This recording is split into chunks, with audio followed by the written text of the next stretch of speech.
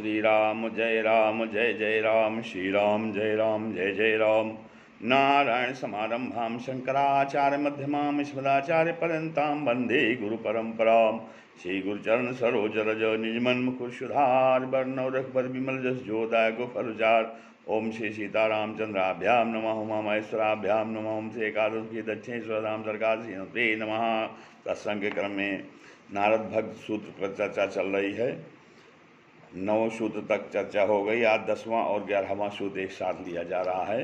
नारद जी, देवर्षि नारद जी 10वें नारद भक्त सूत्र के अपने 10वें सूत्र में कहते हैं कि अन्याश्रयाणाम त्यागो अनन्यता, अर्थात अन्याश्रयाणाम अन्य आश्रयों का त्याग, त्याग ही अनन्यता है। अन्य आश्रयों का त्याग ही अनन्यता है, अर्थात केवल एकमात्र प्रेम साधन श्रवण आदि साधन भक्ति का आश्रय लेकर उसे अन्य सकल आश्रयों को त्याग देना अनन्यता है। इस कारण अनन्यता शब्द का अर्थ है शरणागत होना।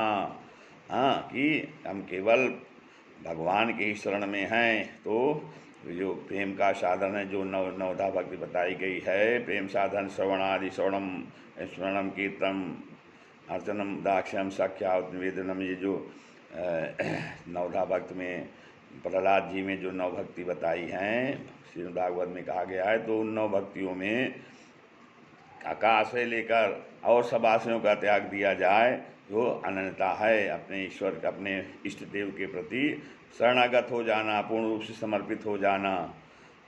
और आगे कहते हैं 11वें सूत्र में, लोक वेदेषु तदनुकूलाचरणम तद विरोधीषु उदासीनता। कहते हैं लोक वेदेषु, लोक और वेद में तद अनुकूलाचरणम, प्रेम साधन के अनुकूल आचरण करना। कहते हैं लोक और वेद में प्रेम साधन के बताए गए हैं उनके अनुकूल आचरण करना, और उसके विरोधियों में उदासीनता, अर्थात उसके विरोधियों में उदासीनता, ना शत्रु ना मित्र।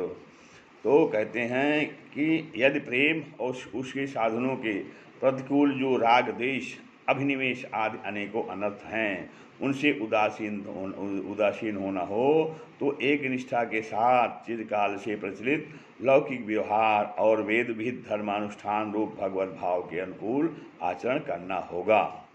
कहते हैं कि विहित कर्मों का अनुष्ठान किए बिना, जो विहित कर्म हैं, जो कर्म किए जाने वाले कर्म, उन्हें विहित कर्म कहते हैं, तो उनका अनुष्ठान किए बिना राग द्वेष आदि से उदासीनता नहीं हो सकती।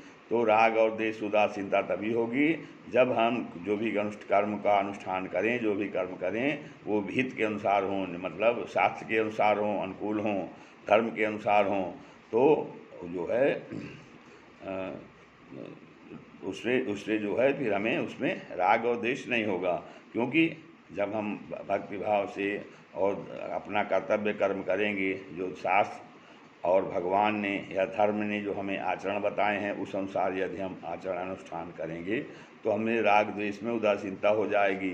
हम ना राग में हम बहुत हर्षित होंगे, और ना द्वेष में या कष्ट में हम दुखी होंगे। साथ हम उदासीन रहेंगे, समभाव रहेंगे।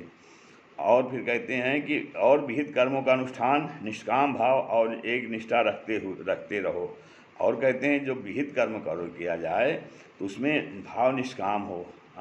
अर्थात जो हमें कर्तव्य कर्म निर्धारित है, उसको निष्काम भाव से और पूरा अपने इष्ट के प्रति भगवान को समर्पित करते हुए पूरा निष्ठा के साथ किया जाए, तो भगवत भाव के प्रतिकूल कार्य मात्र में अपने आप अनास्था और उदासीनता हो जाएगी।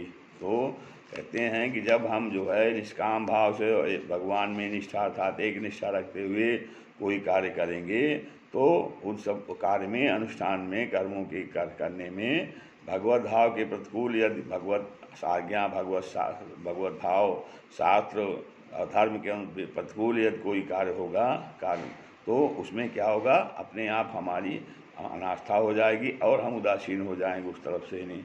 तो इसलिए ये कहते हैं कि हमें जो है भगवत भाव के अनुसार, भगवत आज्ञा के अनुसार सारे कार्य करना चाहिए।